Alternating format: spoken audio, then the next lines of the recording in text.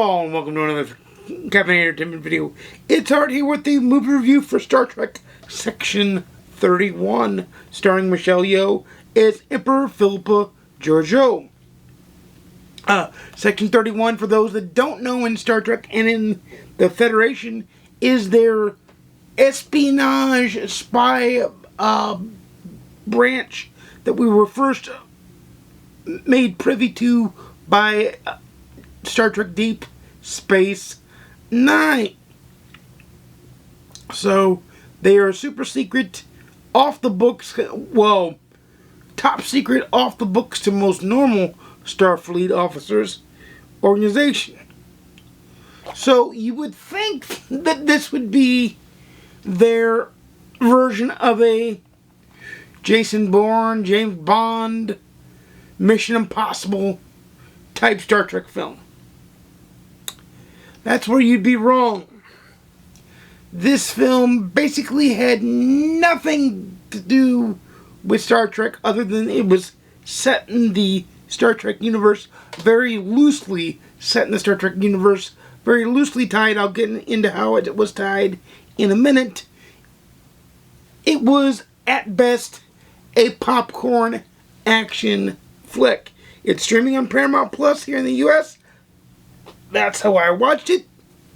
And it wasn't completely terrible, but it wasn't good either. It was not at all what I was expecting.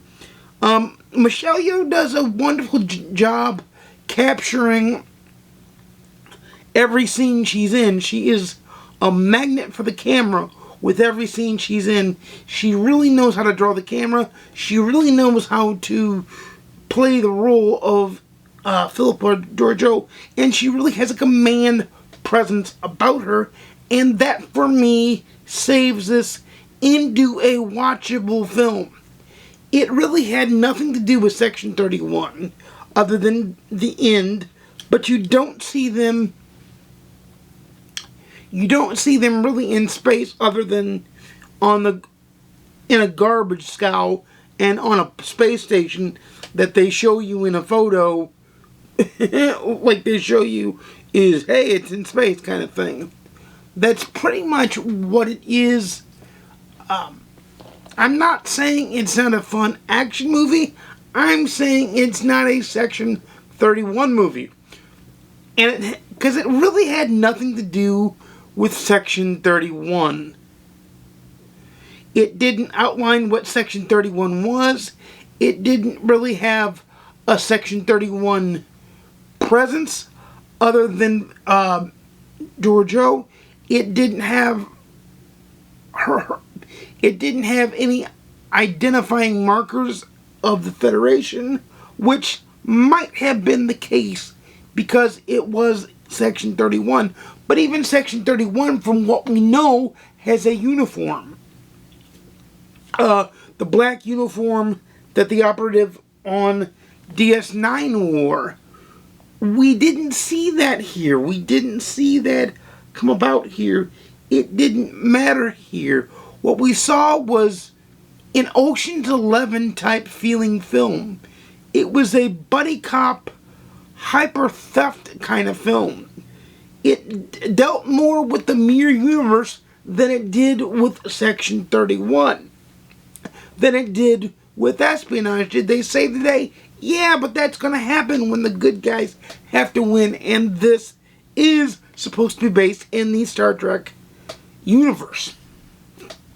The Kurtzman Star Trek universe, which to me is more and more and furthermore becoming the not Star Trek universe. And not because of what everybody says negatively usually, but show me an overarching thread of this universe. You have overarching weaving plot lines in the Rick Berman universe, the Gene Roddenberry Rick Berman universe. You have those overarching threads. Voyager takes off from DS9. Enterprise docks at DS9 when it launches. You've got the Battle of Wolf 359. You've got the Borg invasion. You've got the Kittimer Accords.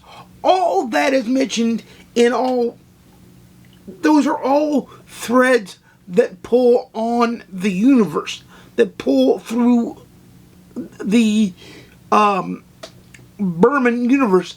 There are no such threads in the Kurtzman verse. That's why I call it the Kurtzman verse, and I call the J.J. Abrams universe, the movies that he made, Star Trek, Into Darkness, Star Trek, and what was the third one? I forget what the third one was. Into Darkness might have been the third one, and then the Wrath of Khan one was the second one. But it's just, you don't have the overarching thread. And with Paramount Plus, you have a perfect opportunity to make it an overarching thread. You could argue that Lower Decks and Star Trek Picard, at least Season 3, are in the Berman verse. Because they're clearly tied to the Berman verse. But then what is Discovery? What is Strange New Worlds? Like, all the Star Trek they produced. What is Section 31? It's off on its own. It's in the Kurtzman verse. Section 31 was a good action-packed film, but it would have been a good action-packed film if you wouldn't have said Star Trek. Other than saying, we are Section 31, or you belong to Section 31, or you're part of Section 31, there was no tie-in to the Star Trek universe. Now, yes, there was a Vulcan and there were races. That was your loose tie-in to the Star Trek universe, which, okay, like you having the Star Trek license gives you the ability to have Star Trek known races already in there. But how many did we really see? We saw the, I forget what their names are. It's the ones that are half black, half white, that were originally in the TOS series. We saw Vulcans. We saw Lieutenant Rachel Garrett, who Berman excuse me, got a tickle in my throat. Who Berman Star Trek fans know is the captain of the Enterprise C. So, but we didn't, other than the races and a loose affiliation, it didn't feel like Star Trek. It didn't feel like an advancement for the good of the Federation. It felt like an action-packed film. It felt like a knockoff space James Bond film. That's what it felt like, and as a James Bond fan, I should have loved it. But did I love it? No, I did not love it. No, I did not love it. Was it good? Yes. Would I have watched it if it wasn't Star Trek Section 31? Probably not, and there's my biggest gripe with it. So for me, it is a 6 out of 10 on the popcorn scale. It should have been a lot better, and it's only an hour and 40 minutes. It's not that long of a film, which thank God it wasn't. But I feel like they wasted a lot of the hour and 40 minutes because they told a lot of Philippa Georgiou's Terran backstory from the Mirror Universe. Like, that didn't make... like, that's not Section 31. I understand they had to tell that backstory because it was the plot. It was part of the plot of the movie and it helped kind of explain the plot of the movie. But make Section 31... like, make that a Dawsey in Section 31. Make them fly around in not a garbage trial like Luke Skywalker and Han Solo and Princess Leia did when they were in garbage. It felt like Star Wars in space, and in that regard, it felt like a knockoff James Bond film. It was a fine action film. It just shouldn't have been Section 31. Michelle Yeoh was great in it. I'm glad she was in it. She gave validity to it. I enjoyed that part of it. That's the reason I finished it. That and to review it for you guys. So that I watched it so you didn't have to. But it's not the type of film that is worthy of the Star Trek name. It didn't live up to the Star Trek name. Before I start embattling it anymore, this is where I'm going to say, leave in the comments down below if you watched Star Trek Section 31 and let me know what you thought about it. Maybe I'm wrong, but I went into it wanting to like the film. I went into it wanting to enjoy the film. I went into it not hearing any of the other rhetoric. I'm just giving my opinion from watching the film. I haven't even watched any other YouTubers' reviews on the film because, quite frankly, I don't care. I don't want to be influenced by what they think.